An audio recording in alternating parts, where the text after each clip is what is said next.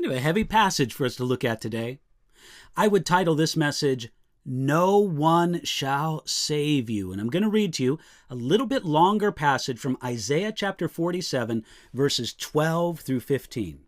As I said, kind of heavy, so buckle your seatbelts here. This is what Isaiah the prophet says from the Lord to the people of God. We read, Stand now with your enchantments and the multitude of your sorceries in which you have labored from your youth. Perhaps you will be able to profit. Perhaps you will prevail. You are wearied in the multitude of your counsels. Let now the astrologers and stargazers and the monthly prognosticators stand up and save you from what shall come upon you. Behold, they shall be as stubble. The fire shall burn them. They shall not deliver themselves from the power of the flame. It shall not be a coal to be warmed by, nor a fire to sit before. Thus shall they be to you, with whom you have labored, your merchants from your youth. They shall wander each one to his quarter. No one shall save you.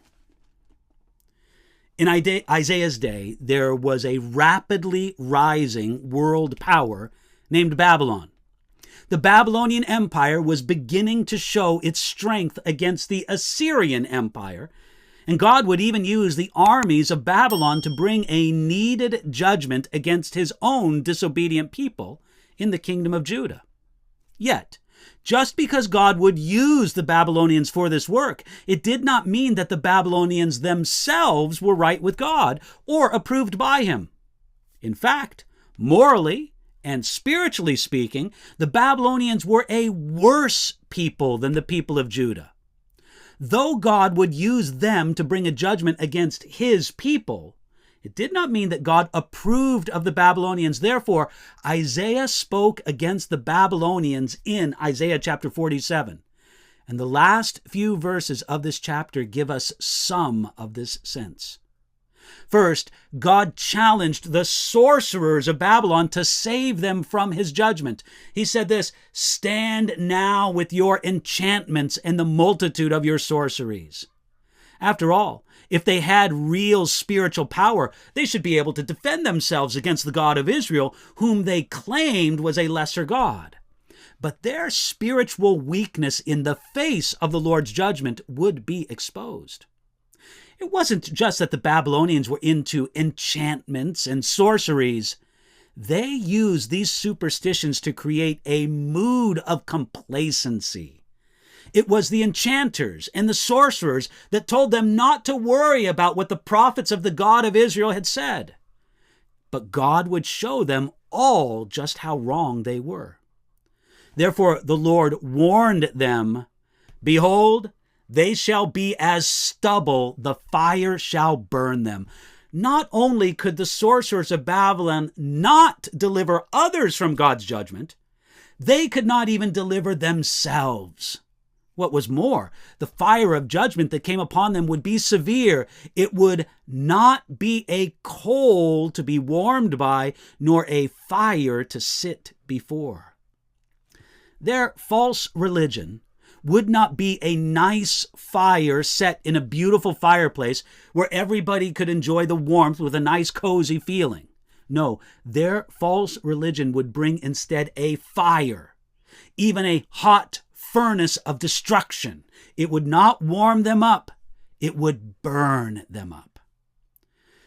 What was true in Isaiah's day is also true in our own. Many people greatly underestimate the blazing strength of God's judgment. We see the same tragic thinking among some people today who say, I won't mind going to hell. I'll party there with all of my friends.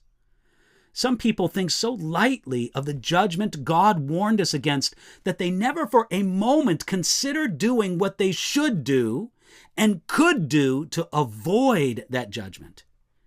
They're making a deadly mistake. Could there possibly be a more dangerous sin than lightly regarding the judgment of God? The final sentence of Isaiah chapter 47 is jarring. no one shall save you. If we will not find our salvation in the Lord, if we will not look to him and be saved, then certainly no one shall save you.